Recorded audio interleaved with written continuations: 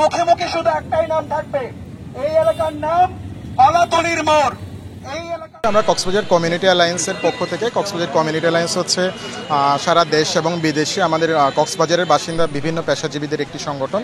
আমরা এখানে আজকে মানববন্ধন করেছি হচ্ছে কক্সবাজারের ঢোকার সময় চৌরাস্তার মোড়, যেটাকে আসলে কক্সবাজারকে এই মোড় দিয়ে আইডেন্টিফাই করা হয়। এটার নাম হচ্ছে ডলফিন মোড় হিসেবে আমাদের জনসচেতনতার অভাবে পরিচিত হয়ে গিয়েছে। হয়ারেস এটা 2010 সালে এখানে 4টি হাঙ্গর স্থাপন করা হয়েছিল। ভাস্কর্য আছে হচ্ছে হাঙ্গরের, নাম হয়ে গেছে ডলফিন মোড়। দ্বিতীয়ত ব্যাপার হচ্ছে আমাদের বঙ্গোপসাগরে ওভাবে হাঙ্গরের অস্তিত্ব নেই, কিংবা হাঙ্গর থাকার কারণে এখানে বিভিন্ন পর্যটক আন্তর্জাতিকভাবে এসে যখন হাঙ্গর দেখে ওনাদের মধ্যে একটা ভীতি সংস্থার হয় যে এই সাগরে কি হাঙ্গর আছে কিনা, যদিও এটা পরিবেশ বান্ধব হাঙ্গর। আবার হয়ারেস এখানে নাম হচ্ছে ডলফিন মোড়, মনে করে এখানে ডলফিনের অভয়ারণ্য। তো দুটি জিনিসই অপ্রাসঙ্গিক এবং এটি ঐতিহাসিকভাবে এই জায়গার নাম ছিল কলাতলি মোড়। তো আমরা আজকে দাবি তুলেছি, এখন আমরা শুনেছি প্রশাসন এই ভাস্কর্যটাকে পুনঃস্থাপন করবে ডলফিন দিয়ে। তো আমাদের দুটি দাবি, এই মোড়ের নাম দেওয়া হোক ডলফিন মোড়, দ্বিতীয়ত এখানে এমন একটা পরিবেশ বান্ধব ভাস্কর্য স্থাপন করা হোক যেটি কক্সবাজারের ঐতিহ্যকে, শিল্প সংস্কৃতি এবং জলবায়ু পরিবর্তনকে তুলে ধরবে, এবং এই ভাস্কর্যের মাধ্যমে কক্সবাজার বিশ্ব দরবারে পরিচিত হবে। এরকম একটা আন্তর্জাতিক মানসম্পন্ন ভাস্কর্য এখানে স্থাপিত হোক এবং মোড়টির নাম হোক কলাতলি মোড়। এই দুটি দাবি নিয়ে আজকে আমরা মানববন্ধন করেছি। দেখুন, আমাদের দাবিটা খুবই যুক্তিসঙ্গত দাবি। এটা নিয়ে আমরা কোনো রাজনীতিও করতে চাচ্ছি না, এটা নিয়ে কোনো সহিংসতাও সেটা আমরা চাই না।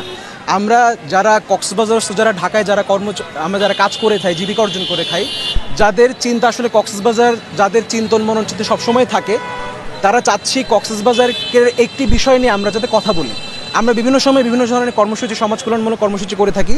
যখন আমরা শুনতে পেলাম এই ভাস্কর্যটি সংস্কারের সিদ্ধান্ত নেওয়া হয়েছে, খুবই যুক্তিগত সিদ্ধান্ত, খুবই চমৎকার একটি সিদ্ধান্ত, আমরা সাধুবাদ জানাই। তবে এটা আমরা চাচ্ছি কক্সবাজারের এই ভাস্কর্যটি কক্সবাজারের সংস্কৃতিকে যাতে তুলে ধরে এবং কক্সবাজারের যে জলবায়ু পরিবর্তন হচ্ছে সেই জলবায়ু পরিবর্তনের ধারক এবং বাহক হয়।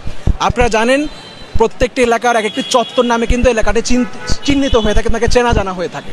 আমরা চাচ্ছি কক্সবাজারের ভাস্কর্যটি এমন হোক যার মাধ্যমে কক্সবাজারকে মানুষ চিনুক, ভুল না বুঝুক।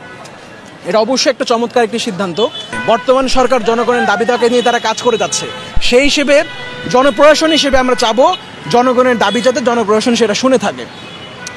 এমনও হতে পারে যেমন কক্সবাজারের আদি নাম পেনোয়া, কেন আমরা এখানে একটা পেনোয়া ফুল বসিয়ে দিতে পারছি?